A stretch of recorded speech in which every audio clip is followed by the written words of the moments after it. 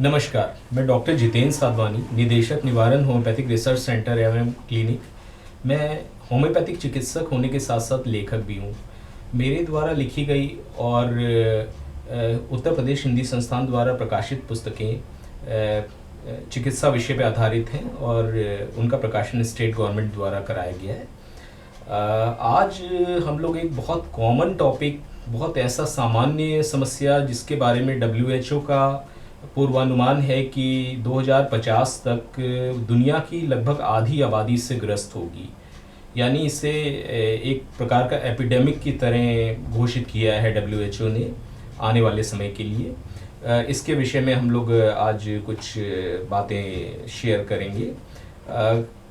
एक रोग है मायोपिया, आँखों का एक रोग है, नेत्र रोग है मायोपिया। इसके बारे में हम लोग आज कुछ डिस्कशन करेंगे। काफ़ी इम्पोर्टेंट टॉपिक है ये। और 2050 तक WHO का पूर्वानुमान है कि दुनिया की 50% आबादी मायोपिया से ग्रस्त होगी। मायोपिया एक आने वाले समय का एक एपिडेमिक की तरह है और इसका बचाव भी है और इसका उपचार भी है और इसको ठीक किया जा सकता है, इससे बचा भी जा सकता है। अब बात आती है कि मायोपिया है क्या। सब लोग जानना चाहते हैं मायोपिया है। हम लोग सब मायोपिया रोगियों से घिरे हुए हैं चारों तरफ से। ये एक तरह का दृष्टि दोष है। इसको, इस शब्द को, मायोपिया शब्द को ग्रीक भाषा से लिया गया है, मायोस, जिसका शाब्दिक अर्थ है शॉर्ट साइटेडनेस।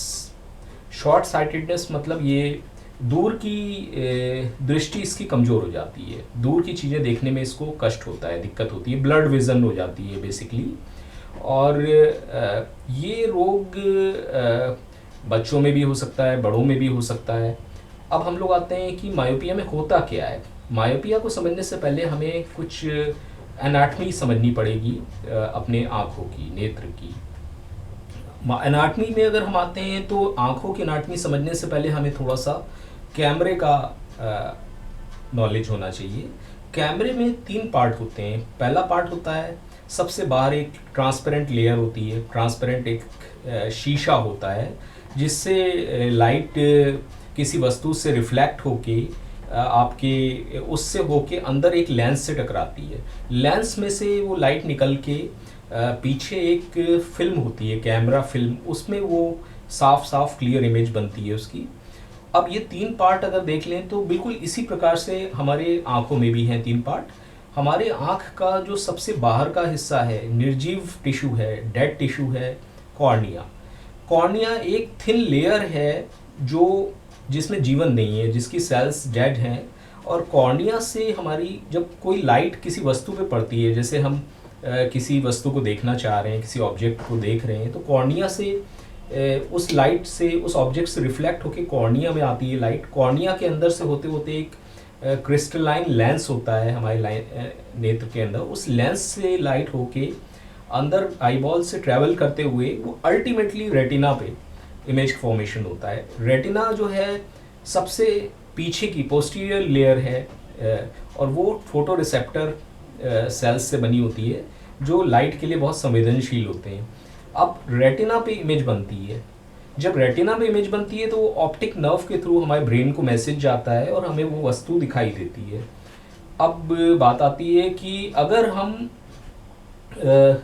मायोपिया में बेसिकली होता क्या है। मायोपिया में हम लोगों को दिक्कत ये आती है कि जब हमारा ये इमेज रेटिना पे ना बन के, जैसे किसी वस्तु से लाइट रिफ्लेक्ट हुई, वो हमारे कॉर्निया से होते हुए, लेंस से होते हुए, आई बॉल के अंदर होते होते पोस्टीरियर वॉल यानी रेटिना पे पहुंच गई, लेकिन वो रेटिना से पहले इमेज बन रही है अगर, तो रेटिना पे इमेज ना बनने के कारण वो इमेज ब्लर्ड हो जाती है, धुंधली हो जाती है, साफ नहीं होती है वो इमेज। अब ऐसी स्थिति में क्या होता है, इस रोग को जब मरीज दूर की वस्तुएं देख नहीं पाता है ठीक से, साफ ब्लड विजन के कारण उसको समझ नहीं आता है कि क्या है, अक्षर पढ़ नहीं पाता है, यही रोग मायोपिया है। अब मायोपिया के कारण क्या हैं, लोग ये जानना चाहेंगे क्या है, इसका वजह क्या है, मायोपिया में होता क्या है हमारे आई के अंदर। हमारे आई के अंदर मायोपिया में कई चेंजेस हो सकते हैं, जिनमें से पहला चेंज है, पहला परिवर्तन है कर्वेचर। जब आँख का जो 2 मेन पार्ट मैंने भी डिस्कस किए, कॉर्निया और लेंस, अगर कॉर्निया का या लेंस का कर्वेचर हमारा बढ़ जाए, कर्वेचर मतलब उसका घुमाव, उसका बेंडिंग बढ़ जाए, तो जो लाइट है उसका फोकसिंग रेटिना से पहले होने लगेगा। जो लाइट हमारी पैरेलल रेज आ रही हैं जो कि कॉर्निया और लेंस से गुजर के रेटिना पे बननी चाहिए थी, वो रेटिना से पहले कंजर्व हो जाएंगी, मतलब एक फोकस्ड हो जाएंगी। दूसरा कारण है एक्सियल। एक्सियल मतलब होता है कि जो एक्सियल लेंथ है, जो आँख गोल आई बॉल है उसकी एक्सियल लेंथ थोड़ा सा बढ़ जाए, मतलब आँख थोड़ी सी चपटी और थोड़ी लंबी सी अगर हो जाए किसी तरह से उसकी, तो रेटिना दूर हो जाएगा और जो रेज आ रही हैं वो लाइट रेज जो आ रही हैं लेंस के अंदर से गुजर के कॉर्निया से होते हुए लेंस से होते हुए वो बिफोर रेटिना कंजर्व हो जाएंगी, मतलब फोकस्ड हो जाएंगी। तो भी वही बात हो गई, मायोपिया का दूसरा एक वजह ये है। तीसरी वजह है इंडेक्स। इंडेक्स रिफ्रैक्टिव इंडेक्स होता है। रिफ्रैक्टिव इंडेक्स मतलब होता है जो आँख के अंदर जो मटेरियल है जो उसमें बैंडिंग कैपेसिटी होती है, रेज को बैंड करने की कैपेसिटी होती है, फोकस करने की, वो रिफ्रैक्टिव इंडेक्स अगर बढ़ जाए तो भी हमें जो लाइट है वो बिफोर रेज, हमारी लाइट रेज जो है वो बिफोर रेटिना, मतलब रेटिना से थोड़ा पहले फोकस्ड हो जाएंगी, मायोपिया हो जाएगा। चौथा चीज़ है पैथोलॉजिकल। पैथोलॉजिकल नहीं कहेंगे, इसे पोजिशनल कहेंगे। पोजिशनल में क्या होता है, एंटीरियर डिस्प्लेसमेंट ऑफ लेंस। जैसे कभी लेंस में कोई चोट वोट लग जाए, आँख में कोई चोट लग जाए, ट्रॉमा हो जाए, तो जो लेंस है, जो आँख का लेंस जहाँ स्थापित है वो थोड़ा सा एंटीरियरली मतलब आगे की तरफ डिस्प्लेस हो जाए, वो अपना पोजीशन चेंज करके थोड़ा आगे की तरफ खिसक जाए अगर चोट के कारण, तो ऑब्वियसली लेंस और रेटिना के बीच की दूरी थोड़ी मॉडिफाई हो जाएगी और वो जो रेज जो आ रही हैं वस्तु से रिफ्लेक्ट होके वो रेटिना से पहले कंजर्व हो जाएंगी, और रेटिना से पहले कंजर्व होने को ही मायोपिया कहते हैं।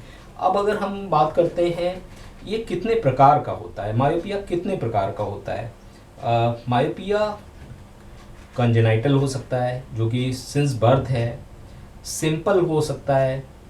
सिंपल में मोस्ट कॉमनली ये 5 से 10 वर्ष से शुरू होता है और 15-20 वर्ष तक हो सकता है ये। इसमें क्या होता है कि कर्वेचर और लेंथ की प्रॉब्लम आती है बेसिकली। सिंपल वाले टाइप में कर्वेचर बदल जाता है और लेंथ बदल जाती है आई बॉल की, यही एक्सियल लेंथ जिसके बारे में अभी हमने डिस्कस किया। पैथोलॉजिकल भी होता है जो हेरिडिटरी होता है, प्रोग्रेसिव होता है और is due to degenerative changes in the eye, मतलब आँख के अंदर कुछ इस प्रकार के डिजेनरेटिव चेंजेस हो जाते हैं जिसकी वजह से पैथोलॉजिकल मायोपिया डेवलप हो जाता है। अब आता है बात इसके सिम्टम्स क्या होंगे। आँख में मायोपिया हो गया, मायोपिया के सिम्टम्स क्या होंगे। सिम्टम्स, इसका पहला सिम्टम है ब्लर्ड विजन, जिसको हमने पहले डिस्कस किया, क्योंकि इमेज रेटिना पे नहीं बन रही है, रेटिना से थोड़ा पहले बन रही है, तो ब्लर्ड विजन एक कॉमन सिम्टम है, सबसे कॉमन सिम्टम है। स्कूल में बच्चे के शिकायत आती है टीचर की तरफ से कि बच्चा का काम छूट रहा है, बच्चा लिख नहीं पा रहा है बोर्ड से देख के, ब्लैक बोर्ड या वाइट बोर्ड या स्क्रीन जो कुछ भी स्कूल में जिससे बच्चे को नोट करना होता है देख के, बच्चा लिख नहीं पा रहा है क्योंकि उसकी विज़न ब्लर्ड है और वो आगे भी आके लिखने की कोशिश कर रहा है, आगे की सीट्स पे बैठना चाह रहा है बच्चा। दूसरा चीज़, ये तो टीचर का भी ऑब्जर्वेशन है, बच्चा खुद भी बता सकता है, और बड़े को भी ब्लड विज़न का एक शिकायत आता है कि मैं बोर्ड नहीं पढ़ पा रहा हूँ या कुछ कोई डिस्टेंट ऑब्जेक्ट को मैं प्रॉपरली नहीं देख पा रहा हूँ। दूसरा एक इसमें है कि हाफ शटिंग ऑफ आइज़, मतलब जब विज़न कमज़ोर हो जाती है तो एक व्यक्ति की एक टेंडेंसी हो जाती है, बच्चे की या बड़े सबकी, कि आँख को थोड़ा कम खोलें। आँख को थोड़ा कम खोलेंगे तो हमें अपनी वो विज़न थोड़ी सी इम्प्रूव दिखती है, लगता है ऐसा कि हम ज़्यादा अच्छा बेहतर देख पा रहे हैं। तो ये बच्चे generally half shutting of eyes वाला सिम्टम लेके आते हैं। ये बच्चा नहीं बताएगा, ये माता पिता बताएंगे, पेरेंट्स बताएंगे कि हमारा बच्चा आंखें कम खोल रहा है, छोटी आंखें खोल रहा है, हाफ शटिंग ऑफ आइज इसे कह सकते हैं आप।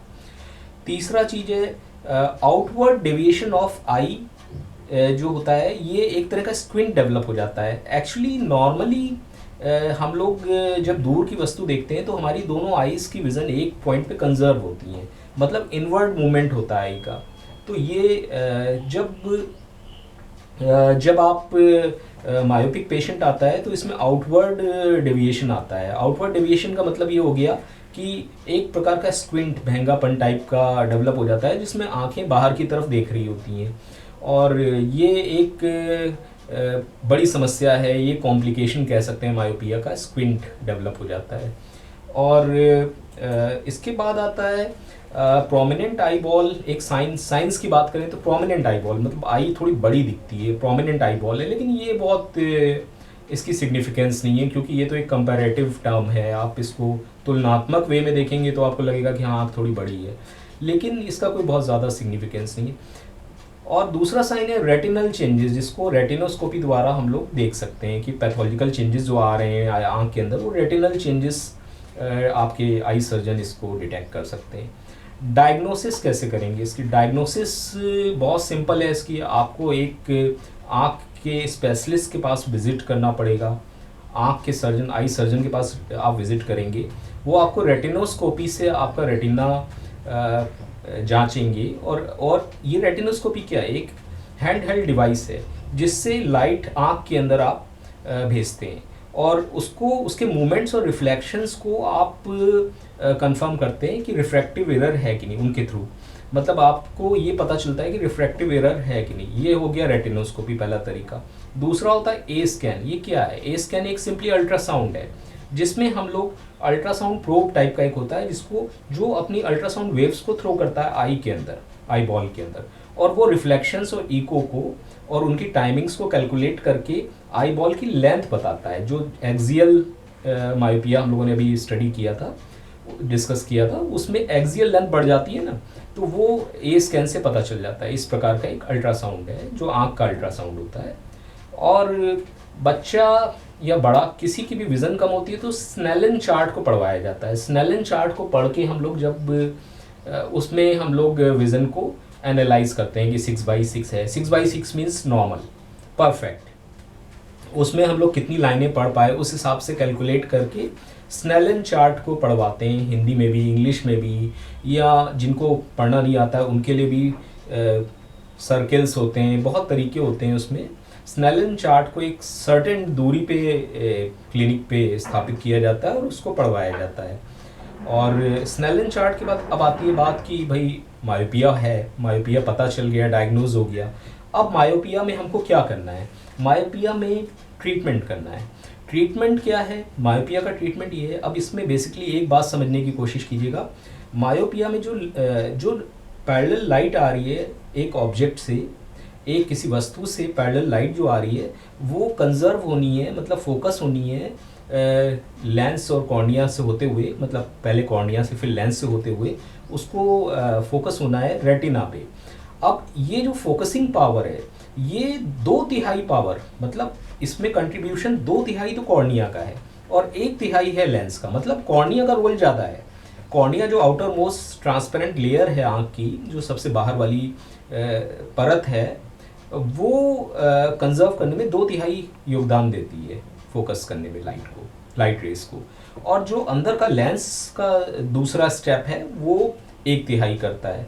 अब ये सब चीज़ें जब कंसिडर करते हुए हम लोग कुछ ऐसा करना है कि जिसमें ये रेस पीछे हो जाए, मीन्स अपनी जगह से जहाँ ये फोकस हो रही है वहाँ से पीछे होके रेटिना पे कंजर्व हो जाए और रेटिना पे इमेज बने, ना कि रेटिना से पहले। इसके लिए हमें डाइवर्जिंग लेंस अप्लाई करना पड़ता है। ये सबसे सिंपल मेथड है। डाइवर्जिंग लेंस क्या हो सकता है? ग्लासेस मतलब चश्मा, या कॉन्टैक्ट लेंस हो सकता है। कॉन्टैक्ट लेंस और चश्मा में अगर कंपेयर करें तो कॉन्टैक्ट लेंस ज़्यादा बेहतर माना जाएगा, क्योंकि लेंस और आँख के कॉर्निया मीन्स जो आउटर मोस्ट लेयर है, इनके बीच की दूरी जितनी कम हो जाएगी उतनी विज़न क्वालिटी अच्छी होगी। चश्मा हम लगाते हैं तो चश्मे के लेंस और आँख के बीच में एक दूरी होती है, ये अच्छी नहीं है। कॉन्टैक्ट लेंस आँख से बिल्कुल सट के, बिल्कुल एकदम कॉन्टैक्ट करते हुए स्थापित होता है, प्लेस किया जाता है, वो सबसे अच्छा माना जाता है। अब ये तो हो गया चश्मा और कॉन्टैक्ट लेंस। इनको आप कॉमनली देखते हैं कि दूर की दृष्टि कमज़ोर हो गई, मायोपिया हो गया, तो कॉन्टैक्ट लेंस लगा लेते हैं, या लेंस लगा लेते हैं, मीन्स चश्मा लगा लेते हैं, ग्लासेस। अब आता है सर्जिकल प्रोसीजर्स भी हैं कुछ। सर्जिकल प्रोसीजर्स में अगर हम बात करें तो हमें करना क्या है? जो कॉर्निया है, जो आउटर मोस्ट लेयर है डेड टिश्यू की, कॉर्निया को ट्रांसपेरेंट लेयर है, उसका जो सेंट्रल पार्ट है उसकी फ्लैटनिंग करनी है, उसको रीशेप करना है। मतलब यूँ समझ लीजिए उससे ही हम लेंस का काम लेंगे। जो हम बाहर से लेंस या कॉन्टैक्ट लेंस लगा रहे हैं, कॉर्निया को रीशेप करना है सेंटर में फ्लैटनिंग करनी है। इस प्रोसीजर से आपकी विज़न इंप्रूव हो जाएगी, लेकिन ये कैलकुलेटेड प्रोसीजर होता है। जितनी आपको रिक्वायरमेंट है, जितनी आपकी विज़न ड्रॉप हुई है, जितने से करने से आपकी इमेज जो है वो रेटिना पे बनने लगेगी, उतना हमें फ्लैटनिंग करनी है। ये कैलकुलेटेड कंप्यूटराइज प्रोसेस होता है। अब इसमें आता है ये सर्जरी के 3-4 मेथड्स हैं, इनमें एडवांसमेंट होते गए। इसमें speedy recovery, better vision quality, या आपका रिकवरी टाइम कितना अच्छा है, साइड इफ़ेक्ट कितने कम हैं, इनके आधार पे इनमें इम्प्रूवमेंट होते चले गए। सर्जिकल प्रोसीजर्स के अगर हम नाम लें, जिसकी डिटेलिंग में हम नहीं जाएंगे इस वीडियो में, नाम लें तो रेडियल केरेटोटॉमी है, फोटो रिफ्रैक्टिव केरेटेक्टॉमी है, लेज़र एपिथेलियल केरेटोमिलियोसिस है, लेजिक लेज़र इन सिटू केरेटोमिलियोसिस है। ये 4 मेथड तो कॉमन है। एक पांचवा, एक बहुत अनकॉमन बट एक इफ़ेक्टिव मेथड है लेंस एक्सट्रैक्शन। लेंस को एक्सट्रैक्ट कर दिया जाता है। दूसरा है परमानेंट कॉन्टैक्ट लेंस इम्प्लांटेशन, मतलब कॉन्टैक्ट लेंस को आई के अंदर सर्जिकल प्रोसेस से इम्प्लांट कर दिया जाता है। अब ये तो सर्जिकल प्रोसीजर्स हो गए। अब हम लोग आते हैं कुछ मायोपिया के बारे में। हम लोगों ने जान लिया मायोपिया है क्या, इसके टाइप्स क्या हैं, इसके कारण क्या हैं, इसमें साइन एंड सिम्टम्स क्या हैं, इसमें सर्जिकल प्रोसीजर्स से क्या करेक्शन किया जा सकता है, ग्लासेस का क्या रोल है और कॉन्टैक्ट लेंस का क्या रोल है। हम लोगों ने मायोपिया के बारे में काफ़ी जानकारी अर्जित कर ली है। अब हम लोग आते हैं कुछ कॉमन प्रॉब्लम्स जो मायोपिक्स में आती हैं। मायोपिया का एक कॉम्प्लिकेशन है, स्क्विंट डेवलप हो जाता है। अगर क्या एक प्रश्न आता है कि क्या मायोपिया में हमें कोई खास दिक्कत नहीं हो रही है, चश्मा लग गया लेकिन हम लगाएं ना तो कैसा रहेगा। ये एक गलत डिसीजन है। मायोपिया को आपको ट्रीट करना पड़ेगा, चाहे आप ग्लासेस के थ्रू करें, चाहे दवा खा के करें होम्योपैथिक। इसका उपचार सिर्फ होम्योपैथी में है, एलोपैथी में इसका कोई उपचार नहीं है। आयुर्वेद में इसका कुछ आई डोंट नो कुछ विशेष है कि नहीं, बट होम्योपैथी में कुछ मेडिसिन हैं, लेकिन उनमें भी स्टेजेस और टाइप के आधार पे ही आपको रिजल्ट्स मिलेंगे। अब इसमें पॉइंट आता है कि हम इसका उपचार अगर नहीं करेंगे तो क्या होगा। नहीं करेंगे तो इसमें 2 दिक्कतें, 2 कॉमन कॉम्प्लिकेशंस हैं। एक तो स्क्विंट डेवलप होता जाएगा day by day. Squint develop हो जाएगा मतलब आई का आउटवर्ड्स डाइवर्जन हो जाएगा, दोनों आई बॉल बाहर की तरफ फैलने लगेंगी। अब इससे क्या होगा, ये बहुत ख़राब चीज़ है आई के लिए, मतलब डेट्रिएट होगी आई। इसको रोकने के लिए एक कॉमन एक्सरसाइज बताई जाती है। बच्चों को अगर मायोपिया है तो ये एक्सरसाइज ज़रूर करनी चाहिए। एक पेन उठाएंगे, पेन के टिप को आप हाथ सीधा करके पेन के टिप को बहुत गौर से फोकस करते हुए देखेंगे और इसको अपने करीब लाते जाएंगे। जहाँ पे ये टिप में मुझे डबल इमेज दिखेगी, ब्लड दिखेगी, उनको एक करने की कोशिश करेंगे। जहाँ 2 दिखेंगी इमेजेस वहाँ एक करने की कोशिश करेंगे, फिर वहीं से इसको वापस पीछे होते हुए चले जाएंगे। इस प्रकार से दोबारा आगे लाएंगे। जहाँ पे हमको लगेगा कि ये इमेज 2 है वहाँ पे उसको एक करने की कोशिश करेंगे, फिर पुनः इसको दूर लेते चले जाएंगे। ये एक्सरसाइज काफ़ी करें। इस एक्सरसाइज को रोज़ 5-10 मिनट समय निकाल के 2 टाइम ज़रूर करें। और इसके बाद एक्सरसाइज करने के बाद हाथ को रब करके जेंटल कवर करें, जेंटली मसाज करें। मालिश नहीं करनी है, मीन्स आई बॉल को ढकना है बस, आँख को कर। इस एक्सरसाइज को करने के बाद 3 या 4 बार हाथ को रबिंग करके आई के ऊपर रखें। ये काफ़ी बेनिफिशियल है, इससे आईज रिलैक्स भी होंगी और स्क्विंट से काफ़ी बचाव करेगा। अगर थोड़ा बहुत डेवलप भी हो रहा है तो ये उसे करेक्ट करेगा।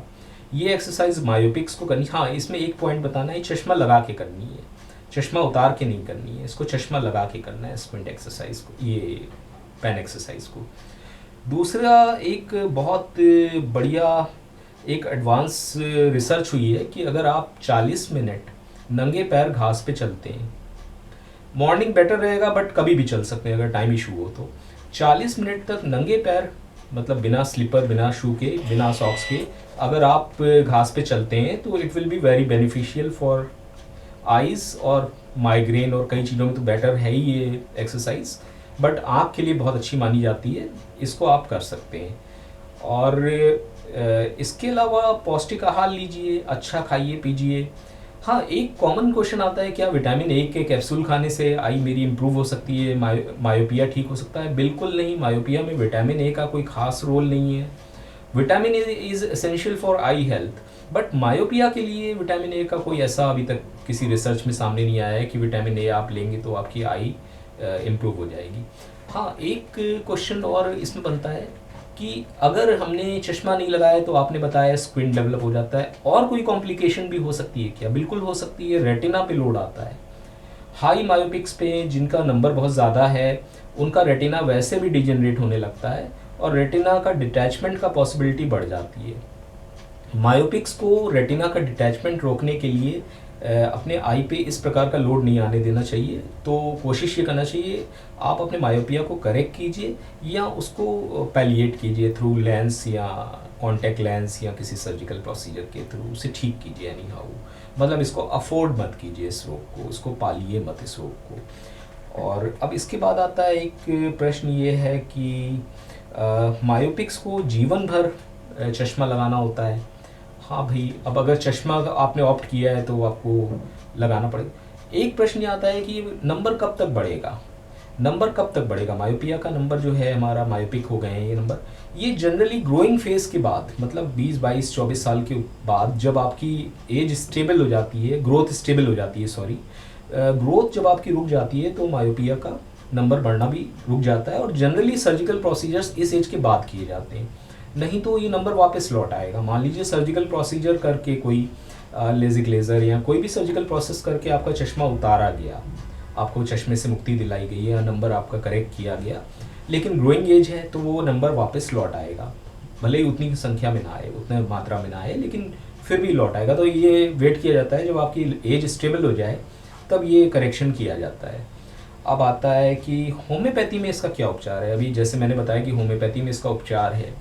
होम्योपैथी में कई दवाएं मायोपिया के लिए सिलेक्ट करके दी जा सकती हैं। आपके होम्योपैथिक चिकित्सक की सलाह पे आप ये दवाएं ले सकते हैं, जिनमें टॉप मोस्ट आती है फाइजोस्टिग्मा। फाइजोस्टिग्मा दो प्रकार की आती है, फाइजोस्टिग्मा प्यूरम आती है, एक फाइजोस्टिग्मा वेनेनोसम आती है। दोनों में ज़्यादा डिफरेंस नहीं है। फाइजोस्टिग्मा प्यूरम जो है वो फाइजोस्टिग्मा वेनेनोसम का अल्कलॉइड है। दोनों का इंडिकेशन मायोपिया में है, दोनों को वाटर डोजिंग में दिया जाता है, लोअर पोटेंसीज में दिया जाता है, फ्रीक्वेंट रिपीटिशन किया जाता है और इनसे इम्प्रूवमेंट आता है। लेकिन इस दवा को, और भी दवाएं हैं, रूटा है और कई दवाएं हैं, पल्सटिला भी दी जाती है, बहुत सी इंडिकेटेड वाइज कॉन्स्टिट्यूशनल भी दी जाती हैं। तो अगर आपको कोई भी दवा दी जानी है तो एक काम जरूर करना पड़ता है साथ में कि आपको चश्मा उतार के ट्रीटमेंट लेना होता है।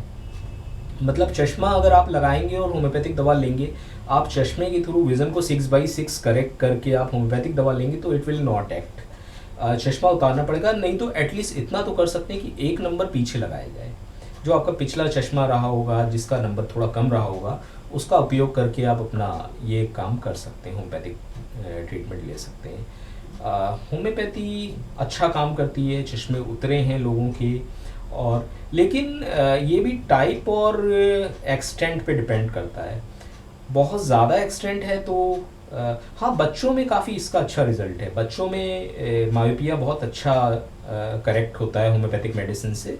बड़ों में थोड़ा सा रिजिडिटी आ जाती है बॉडी के अंदर, आई के अंदर, लेंस के अंदर, उतना करेक्शन का स्कोप कम होता है, लेकिन इम्प्रूव ज़रूर होता है डेफिनेटली।